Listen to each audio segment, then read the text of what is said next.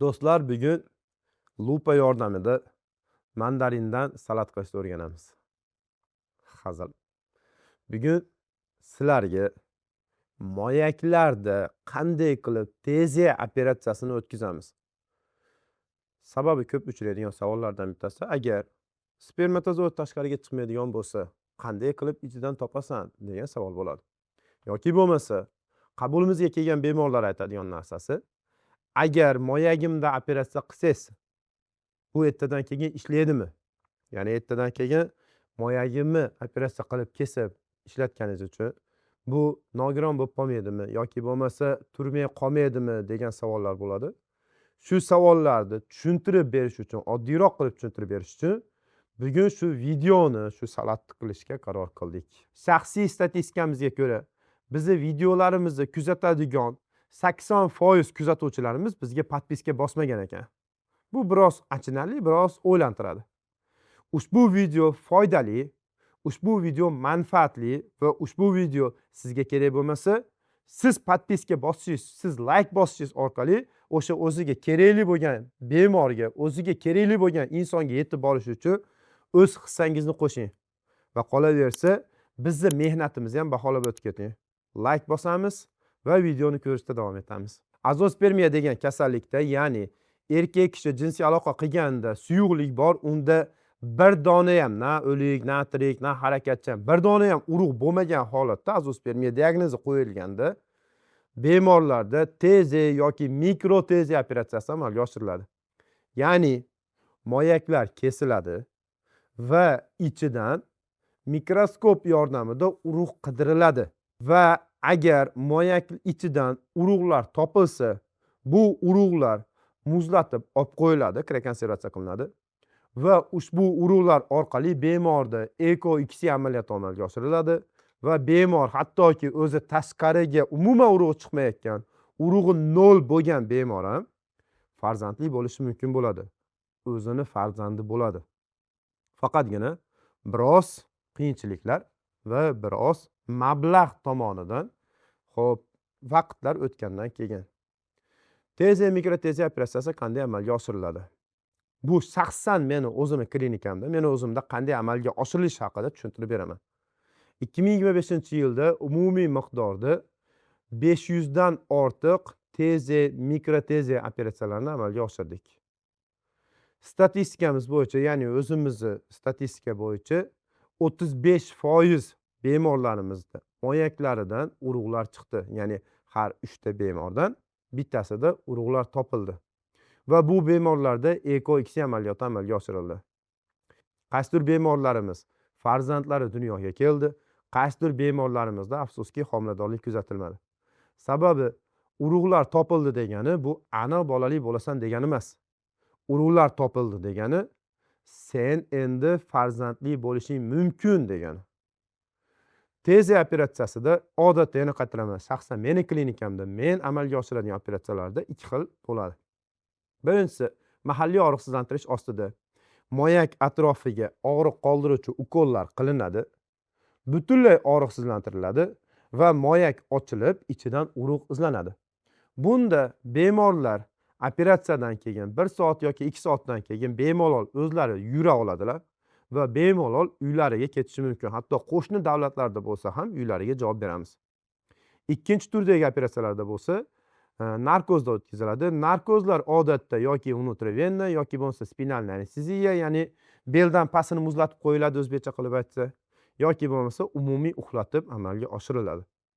99% holatda bo'lsa, bugungi kunda biz o'sha spinalniy anesteziya belga bir dona ukol qiladi va beldan pastda hech narsani sezmay qoladi. Shu narkoz ostida operatsiyani amalga oshiramiz.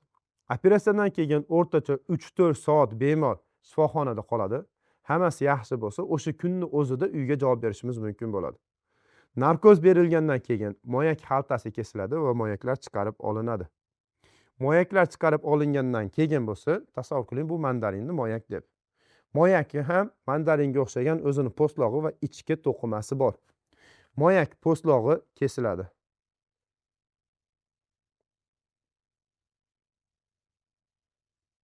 Hozir men sizlarga ko'rsatib bermoqchi bo'lgan narsam bu aynan mikroteziya. Moyak po'stlog'i kesib olindi. Nima deb o'ylaysiz? Shunda moyakka zarar yetdimi, yetmadimi? Ya'ni mandarinni kesdik, ichidagi to'qimaga zarar yetdimi, yetmadimi? Xo'p, yetmadi zarar. Mana po'stlog'ini ochganimizda bo'lsa, ichidagi to'qimaga zarar yetmagan holatda, ichi mana bu holatda ochiladi. Xuddi shunga o'xshab moyak ham ochiladi. Ya'ni asosiy qon tomirlar o'zak qismi pastki qismida qoladi va moyakni bu holatda ochib olamiz. Moyakni bu holatda ochib olganimizdan keyin mikroskop orqali ichidan urug' ishlab chiqaruvchi tugunlar qidiriladi. Shunda urug' ishlab chiqaruvchi tugunlar taxmin qilingan joydan birozgina pinsetni kesib olamiz. Kesib olamizda buni o'sha yonimizda turgan xonani oldida bir ham embriologlar o'tiladi, ularga beramiz. Embriologlar bu to'qimani parchalab ichidan urug' izlaydilar. Operatsiya vaqtida bemor o'zi hamma bo'layotgan jarayonni yonidagi monitorda ko'rib yotadi. Yonidagi monitorda ko'rganda spermatozoidlar chiqqanda biz moyakni yetarli urug'lar chiqqandan keyin ularni muzlatib qo'yamiz va moyakni zarar bermagan holatda yana qayta tikib qo'yamiz. Qaytarib aytaman, moyak ichi bunda hech qanday zarar ko'rmaydi. Faqatgina moyak po'stlog'i kesiladi va moyak po'stlog'i yana qayta tikib qo'ygandan keyin moyak zarar ko'rmagan holatda keyinchalik o'z ish faoliyatini davom ettiradi. Xo'p, Erkaklarda urologik muammolar ko'p uchraydi. Bular xoh farzandsizlik bo'lsin, xoh bu narsa o'sha jinsiy zaiflik va boshqa sabablar bo'lsin. Ko'pchilik erkaklar ba'zi holatlarda bu narsani hattoki yechimi borligini ham bilishmaydi. Lekin bizni jamoamiz sizga har qanday urologik muammo bilan eko bo'ladimi bu yoki jinsiy zaiflikning eng og'ir turi, jinsiy aloqadagi eng katta muammolar bo'ladimi? Jinsiy olatni razmerida yoki bo'lmasa jinsiy olatni qalinligida yoki jinsiy olatda o'tkazilgan turli operatsiyadan keyingi travmalarda va jinsiy olatni qiyshayshi va boshqa holatlar bo'lgan taqdirda ham, hatto zamonaviy protez qo'yish kerak bo'lsa ham, sizlarga albatta yordam bera olamiz. Bu muolajalar barchasi biz o'zimiz ishlaydigan klinikada amalga oshiriladi va bu muammolarga biz sizga albatta yechim bera olamiz. Aytgancha, yoshlar faqat o'zini o'ylamasdan ota-onalar haqida ham biroz o'ylashimiz kerak. Otalarda, yoshi katta odamlarda tunda hojatga o'tish bo'lyapti yoki bo'lmasa siyishda muammolar bo'lyapti, tez-tez hojatga o'tish bo'lyapti. Bunday muammolarda prostata bezi xavfsiz giperplaziyasi kasalligi kuzatiladi. Bunday holatda ham sizga hech qayeringizni kesmasdan, teshmasdan, tikmasdan tabiiy siydik yo'li orqali rostakasim lazer bilan kirib dardingizni xalos qilamiz. Bizga murojaat qiling va ushbu raqamlarga qo'ng'iroq qiling. moyakni ochdik. Bitta to'qimadan urug' izlandi. Urug'lar chiqmadi. Bunda nima qilinadi? Bunda moyakni ehtiyot qilingan holatda xuddi shunday. Moyak ichi hamma joyi ochiladi. Faqat bu yorilib ketdi, aslida bunaqa bo'lmaydi. Mana bu holatda. Ya'ni moyakni bitta joyida urug' bo'lmasa, boshqa joyida urug' bo'lishi mumkin. Moyakni butunlay ochib olganimizdan keyin yana mikroskop bizga yordamga keladi. Mikroskop orqali urug' ishlab chiqarish mumkin bo'lgan joylar qidiriladi. Shunda urug' ishlab chiqarish mumkin bo'lgan joydan olinadi va urug' izlanadi. Agar urug' topa olmasak, moyakdan kichik bir to'qima olinadi. Kichik bir to'qima olib turib, bu to'qimani biz gistologiya tekshiruviga jo'natamiz. Gistologiya tekshiruvi bizga nima beradi? Gistologiya tekshiruvi bizga moyakda urug'ga aylanadigan hujayralar, ya'ni bo'lajak spermatozoidlar bor yoki yo'q degan savolimizga javob beradi. Gistologiya tekshiruvi o'sha o'zida amalga oshmaydi, 15-20 kundan keyin amalga oshadi. Mikroteziya o'tkazdik yoki teziya amaliyotini o'tkazdik, urug' topilmadi.